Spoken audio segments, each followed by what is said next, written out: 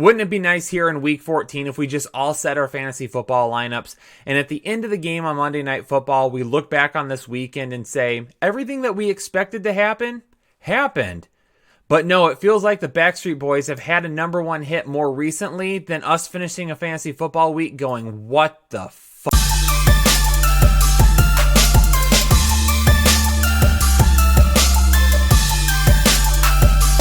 What up, Headliner Nation? Welcome back to the Fantasy Headliners. Kyle coming to you with our quarterback and tight end start and sit episode for week 14 of the NFL season. Got a lot of information to jump into here before Thursday Night Football kicks off. So before we get into that, let's just be, again, transparent as possible and take a look back at how week 13 went for us. And I can tell you by looking at quarterbacks, it could have been better. 65%. When we're in those high 60 percentage, that's where we've really sat a lot of this year. Would have liked to be a lot higher than that. However, had a few misses on the right-hand side there that just didn't expect to happen. But for tight ends, a much better week. 76% hits last week for tight end. One of my best weeks yet this season. Really glad to bounce back after that Ben Watson debacle a couple of weeks ago. And then, of course, a bad week where everything just went awry. Back up to 76%. So hopefully some of these hits for you last week helped you win a fantasy football matchup, got you into the playoffs, won your first week of the playoffs, whatever it may be. However, let's try and shoot for 80% this week on tight ends and quarterbacks. We'll continue to try and tone those down and see where we can find some better matchups there. Might be some decent matchups this week, some bad matchups as well, and maybe a couple of surprises. But let's jump into it and talk about quarterbacks and tight ends for week 14. For Thursday Night Football this week, we're going to go ahead and throw our Cowboys into the start column, and we're going to fade those Chicago Bears this week for the quarterback and tight end position anyway. Dak Prescott, a little bit of a lower ceiling for him this week, I think. I think we're going to be looking at more of a mid to low QB1 week for him. Limited upside, but he does have more than 300 passing yards in 3 of the last 4 games and multiple touchdowns in 4 of the last 5 games. So even though it looks like that offense has slowed down a little bit here towards the end of the season, still a decent amount of volume for him. He could see that against the Chicago Bears this week. Jason Witten, going to go ahead and start him. Chicago allows the 7th most fantasy points to opposing tight ends, over 13 fantasy points per game. For the Chicago Bears, Mitchell Trubisky, we're going to set him this week because quite honestly, the only team he can apparently beat is the Detroit Lions. If it's not the Detroit Lions, he isn't playing well. So we're going to put him on the bench. And then for the tight end position, there's just a jumbled mess at that position right now. Nobody who has played the position this year has been fantasy relevant. That's going to include this week on Thursday Night Football. So go ahead and just toss that position to the side as well. You might be surprised to see Kyle Allen on the sit side, especially after in our waiver wire video, I mentioned it as a possible streaming option this week. However, I have greatly changed my thought process with the firing of Ron Rivera. With Kyle Allen, owner David Tepper made some comments during his press conference about the usage of certain personnel on the team this season. That's Will Grier that I think that he's pointing to, and I think that we could possibly see him at some point this season. So for Kyle Allen, I'm not going to start him because if he goes out in the first half and he completely bombs against Atlanta this week, we could see Grier in the second half of the game. So at any point in time, I think Kyle Allen could find himself on the bench. So it is far too risky this late in the season, even if you're looking for streaming quarterback options, to even consider Kyle Allen. For Matt Ryan, we're going to go ahead and start him. He hasn't shown great stats since his injury, but he does have more than 270 passing yards in 3 of his last 4 games, more than 30 attempts in his last 4 games, and in his last 2 games, 46 and 50 attempts. So over the last few games, he does have a lot of volume. It's kind of like that Jameis Winston effect. There's going to be a lot of volume and there's a chance for a lot of upside, but what does he do with it? It could be really good or it could be really bad. With the way Matt Ryan is playing right now, it hasn't been great. It hasn't been great, but I think this week, I think we can go ahead and run with him this week. I'm okay with doing that. For Greg Olsen and Ian Thomas, I'm putting Ian Thomas on here this week because Greg Olsen could possibly miss this week with a concussion. Hasn't been ruled out as of this recording, but it could end up happening. If that happens, Greg Olsen, if it doesn't happen, Greg Olsen's going to be a sit for me anyway because of that concussion. I'm just worried that maybe they work him back onto the field. He took a really nasty hit last week, and so we have to see where he ends up. With Ian Thomas, though, I'm going to go ahead and put Ian Thomas on the bench. The one thing with him last year, in the absence of Greg Olsen. He was really up and down. He had some decent weeks. He had some really bad weeks. It was really hard to determine what he was going to do. And again, a possible change at the quarterback position mid-game, I don't like those chances very much with Ian Thomas this week, so I'm going to go ahead and move away from that. Austin Hooper, however, could potentially be back this year, a top 10 tight end, not just a top 10 tight end, but he has missed the last 3 games. He is still the tight end 4 on the season. Missed the last 3 games, still the tight end 4. Ladies and gentlemen, that's just how bad this tight end position has been this year. If he plays this week, he is in my lineup. He has been practicing since Monday, so there's a really good chance we could see him this week. Lamar Jackson and Josh Allen, 2 of the better quarterbacks in fantasy football right now, and 2 of the quarterbacks with the highest ceiling in fantasy football right now. I'll tell you this, if I get anybody asking me if they should start Lamar Jackson this week, I'm not even going to respond to you. Lamar Jackson, we're starting him no matter what. Okay, last season, were you sitting Patrick Mahomes because of a matchup? No, you were not. You're not doing the same thing with Lamar Jackson this year. Even against a tougher Buffalo Bills defense, we are playing Lamar Jackson 100% this week, so put him in your lineup. With Josh Allen, if you don't have anybody with a higher upside, then we're still going to play him. He's probably going to be a top 6 quarterback for me this week. There might be a few guys ahead of him that I would play, but in terms of upside, in terms of safety, I'm going to go ahead and keep him out there even against the Baltimore Ravens. So run him out there with Mark Andrews. Continue to play him. Again, a lot of questions about Andrews on a weekly basis. Don't sit him. He's the number 1 target for the best quarterback in fantasy football right now.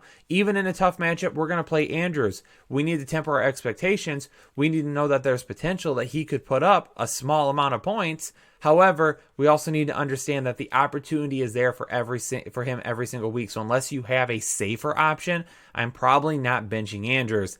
Dawson Knox is not going to be that guy this week, though. I'm going to go ahead and leave him on the bench. Don't like the matchup for him.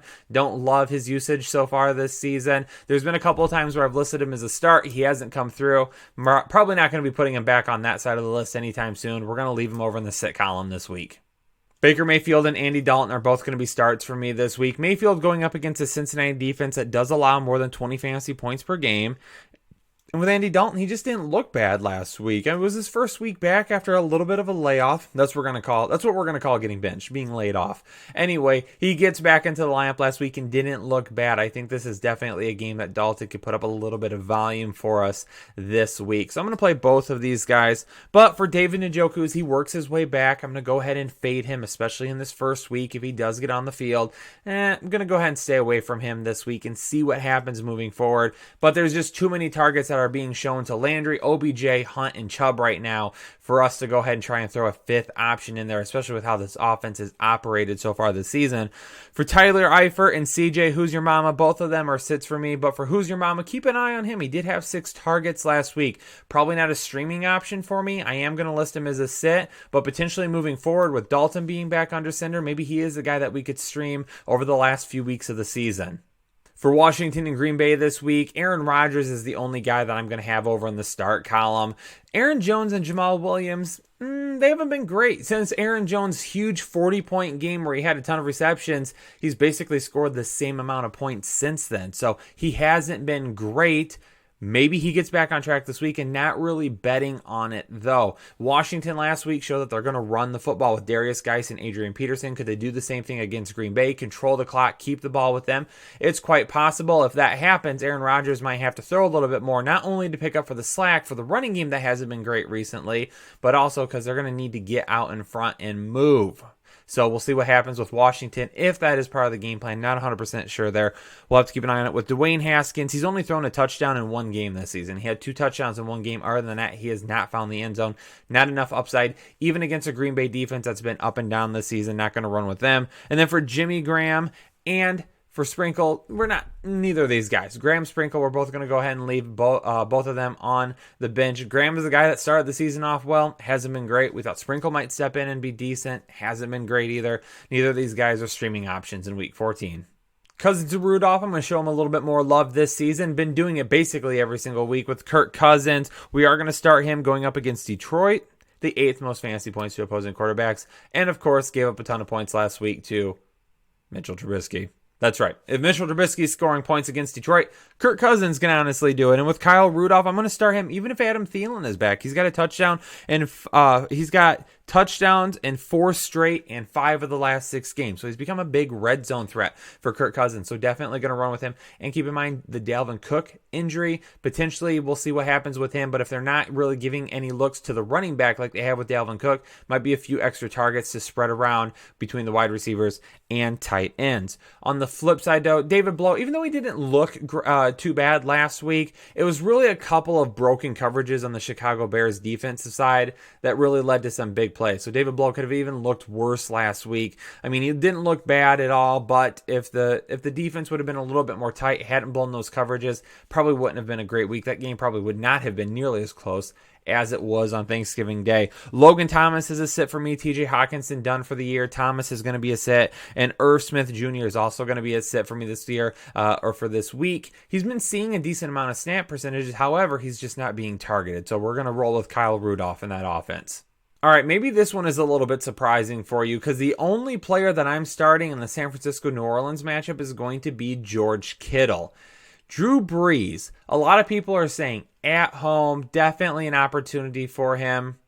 I'm not buying it this week. I'm staying as far away from Drew Brees as possible. If you own Drew Brees, I would rather go with a Ryan Tannehill, a Ryan Fitzmagic. I would much rather go with one of those guys that have a much higher ceiling than trying to roll with Drew Brees this week. Because against the 49ers, okay, the 49ers have not allowed more than 204 passing yards since week 2. Now, the quarterbacks that they have held to less than 200 passing yards, here they are. Jameis Winston, Mason Rudolph, Baker Mayfield, Jared Goff, Case Keenum, Kyle Allen, Russell Wilson, Kyler Murray, Lamar Jackson, Aaron Rodgers. The one quarterback that has had that 204 passing yards since week 2, Kyler Murray. So Kyler Murray just around that 200 mark twice against San Francisco. Yes, there's been some dud quarterbacks in there, 100%. But there's been some good quarterbacks in there as well that they've really suffocated and kept from throwing the ball too much. I mean, Lamar Jackson had such a great game because he can use his leg. Drew Brees isn't doing that. Drew Brees is not a dual threat quarterback. So he's got to rely on those passing yards, the touchdowns, everything like that. I'm not buying it this week. I'm staying away from Drew Brees. Quite honestly, I don't even know if he's going to be a quarterback 1 for me this week. He may end up being outside the top 12. Keep an eye out for my rankings episode, but if you own Drew Brees this week, I am looking for other options. Quite honestly, I'm probably not going to tell anybody to play Drew Brees. And you know what? If he goes off this week and has 400 yards and 4 touchdowns, then so be it. You know what? I'll eat the loss at that point. However, it's too risky for me. For Jimmy Garoppolo, I thought about it. I thought about putting him as a start. However, in New Orleans, again, that defense, it can go one or two ways. It can give up a lot, or it can suffocate an opposing offense and get all over them and cause turnovers and problems and issues. So for Jimmy Garoppolo, I'm going to stay away from him. And the reason I'm sitting Jared Cook, I would like to start him this week, but the reason I'm sitting Cook is because of how low of a ceiling I believe Drew Brees has this week. So Michael Thomas will be the guy. Jared Cook is going to potentially be that second guy. However, Alvin Kamara, Latavius Murray may see a little bit more of them this week. Just don't love the upside of the passing game here in week 14 for the Saints. You know, I just mentioned Ryan Fitzmagic a minute ago because of Drew Brees. But in this game, yeah, I'm going to be starting him this week. I definitely will even end up ranking him above Drew Brees this week. With Sam Darnold, I'm going to go ahead and play him as well this week. Yes, didn't play great last week. However, he didn't play bad either. So I'm not really going to hold that game against him too much. The Jets offense just completely disappeared against the Cincinnati Bengals for some reason. But that's Adam Gase. That is not going to be I'm not gonna blame that on Darnold last week. I'm not gonna blame that on Sam Darnold last week. However, I will roll Darnold out. Adam Gase maybe getting back at his old team a little bit. We'll see what happens. May want to put it on him a little bit extra this week. We'll see. However, Darnold and Fitzpatrick both streaming options for me this week. Now at the tight end position, Ryan Griffin is a guy that continues to see touchdown upside every single week. But Mike Gesicki, I told you in the waiver wire video I liked him this week, so of course he's going to do horrible. Because that's just how it's been this season. He is such a roller coaster to try and put in your lineup. I'm not really interested in playing him this week unless I have no other options, unless I need to stream a tight end. But really, he has to score a touchdown. If he does not score a touchdown, he's not going to be a hit. But I'll go ahead and throw him over in that column because Ryan Fitzmagic could have himself a magical day.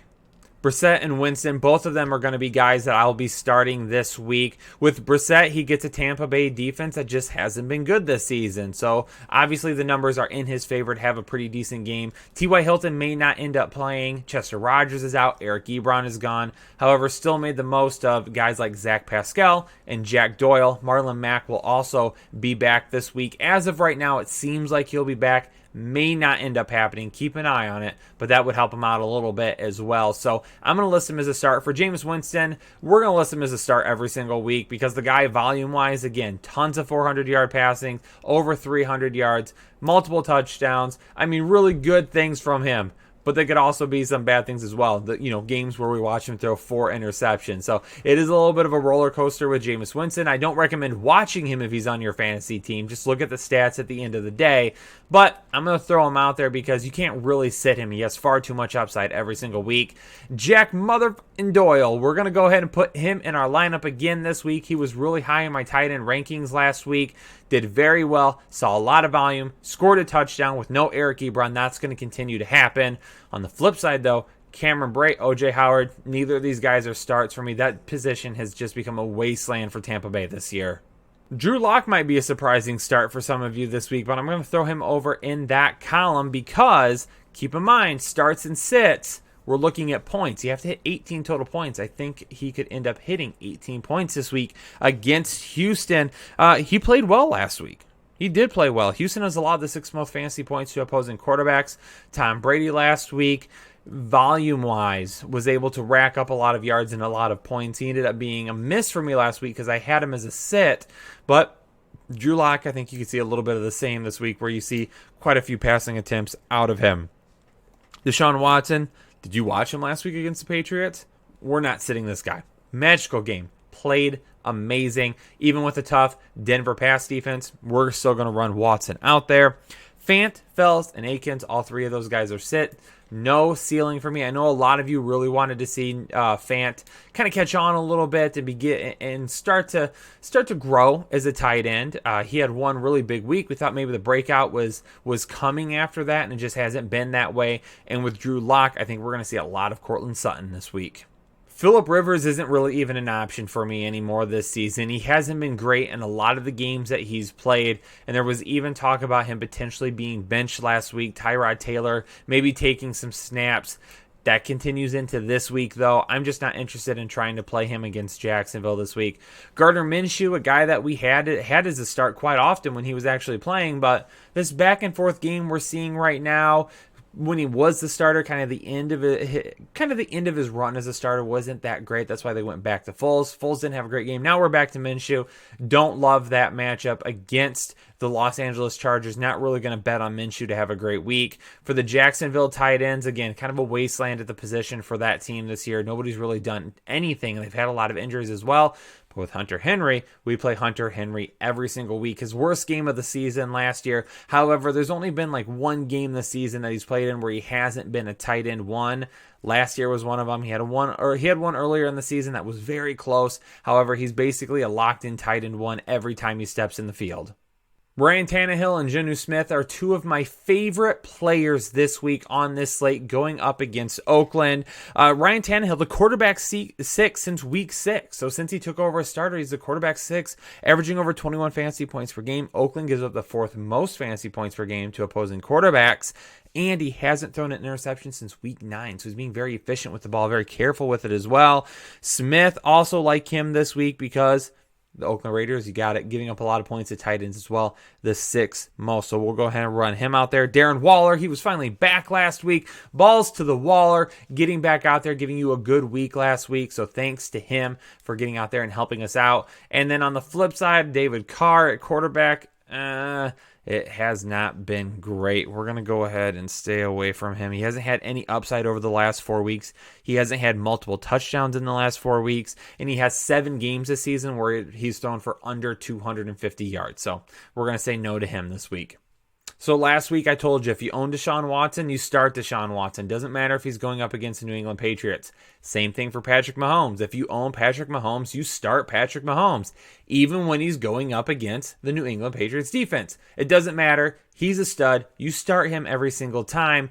a really high floor, a really high ceiling whenever he is on the field. For Tom Brady, we're going to go ahead and put him as a start this week. Last week, I had him as a sit, but he looked healthy enough in that game for me to move him back over to a start moving forward. And it can be a lot of like what we saw with the Houston Texans last week, where they've got to play catch up. And if they're trying to play catch up, he's going to see a lot of volume. Yes, they could use the run game probably a little bit more against Kansas City than what they could last week, but I'm not going to bet on that being the only thing that carries them. Brady's going to have to throw the ball quite a bit. Travis Kelce is a start for me 100% every single time.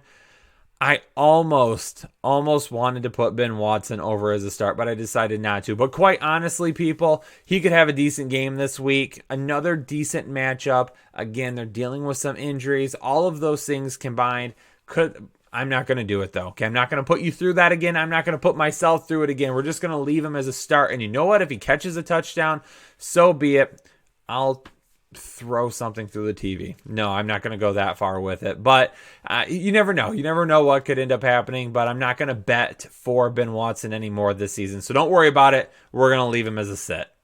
We've been waiting for it all season long. Ladies and gentlemen, welcome to Vance McDonald season. Okay, no, maybe just Vance McDonald week, because life, death, taxes, and tight ends burning up the Arizona Cardinals. So Vance McDonald obviously in for a huge week this week. A very, very high ceiling. Even though he hasn't played well this year, this is a week where we're going to play Vance McDonald. And, with Devlin Hodges, I'm going to throw Hodges out there. I don't mind Hodges this week. I really like him. In fact, in one of my leagues that I'm in, the Scott Fish Bowl, which if you haven't heard about that, get on Twitter, find out a little bit more about the Scott Fish Bowl, the world's largest fantasy football league, over 1,200 teams this year. We're down to the nitty-gritty now. We've got about 200 teams left. On to the second round of the playoffs. Fortunate enough to be in it. And Hodges is going to be my quarterback, too, in a Superflex league this week. That's where we're at. It's a deep league, 12 teams per division, 4 divisions per conference, all with multiple player profile. I mean, it's a big league. It's awesome. You'll hear us talk about it a little bit more next season. Definitely sign up for that if you get the chance. However, this week in the playoffs, starting Hodges, who would have thought that I would have been going with him in a Superflex league in week 14? But that's just how the season has gone. So we're going to continue to look at it that way. Anyway, so that's who we got as starts in this episode, or for this matchup. Charles Clay. No. Don't even think about it. The fun is over for Jared Goff because he's done. Again, he had his fun last week. We had our fun starting him, not betting on him this week. I'm going to go move him back over to the sit column and forget about him. However, Russell Wilson, yeah, we're starting him every single game, not benching him whatsoever. For the tight ends for the Rams, whether it's Everett or Higbee, what are we going to see this week? If it's Higbee, I wouldn't mind streaming Higbee. I told you to stream Higbee last week, 7 receptions, 170 yards, and a touchdown. Seattle hasn't been great against opposing tight ends this year either. So only if Gerald Everett is out. If Gerald Everett plays, he's going to be a start for me. And then Higbee would be a sit. So going to have to keep an eye on that. A little bit of a what-if scenario with those tight ends. And for Jacob Hollister, even though he was a miss last week for me, we're going to go ahead and list him as a start again. One thing I really liked about Hollister, there was a couple of key third down plays. One in particular where they looked towards Hollister, made a really nice catch. They're looking towards him in those situations. Russell Wilson trusts him. That offense trusts him. He has a good role in that offense. Monday Night Football, and Eli Manning is missing out on the party because he's going to be over in the sit column by himself. However, for Carson Wentz, we're going to give him a second week in a row as a start, going up against the Giants while they're at home on Monday Night Football. Definitely a lot of opportunity for him to have a good game. So we're going to list him as a start. For Evan Ingram, if he can get back on the field this week, he's going to be a start for me as well. And for Ertz and Goddard, I'm going to go ahead and run with both of them. Again, it's going up against New York. Definitely going to run with Ertz and Goddard. Goddard's your touchdown upside every single week. Ertz is your volume upside. That's how you run with it. Definitely starting Ertz. Ertz is probably going to be pretty high in my rankings this week. With Goddard, that depends on your tight end situation. There's some guys that I would stream in front of him. However, I don't think he's a bad touchdown option this week either. There you have it. Quarterbacks, tight ends, start and sit. Who we got in our lineups? Who do we have on the bench? broke it all down for you here. As always, keep an eye out for that rankings episode as well, where we break down specific players and where they're going to land in the rankings. But don't forget, hit that like button on the video. If you appreciate the content, hit the like button. We always appreciate that. If you have questions, ask them below in the comments. And then as always, subscribe here to the Fantasy Headliners if you don't do also already. And turn on the bell notification so anytime we go live or drop content, you'll know about it. Headliner Nation, thanks so much for tuning in. I'll catch you on the next episode. Have a good one.